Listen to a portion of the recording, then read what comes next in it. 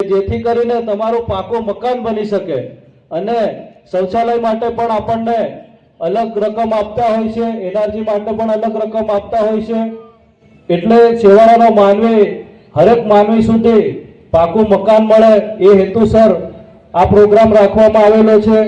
હજી પણ જેમને પણ બાકી રહી ગયા હોય એ લાભાર્થીઓને પણ પ્રધાનમંત્રી સાહેબનો એવો હેતુ છે કે કોઈ ગરીબ બાકી રહેવો ના જોઈએ, બધાને આવાસ 2024 સુધી બધાને મળશે। અને આપ સૌ જેને પણ પ્રધાનમંત્રી આવાસ મળ્યું હોય એ અમુક માણસો જૂના ઘર બતાવીને પેમેન્ટ લઈ લેતા હોય, પણ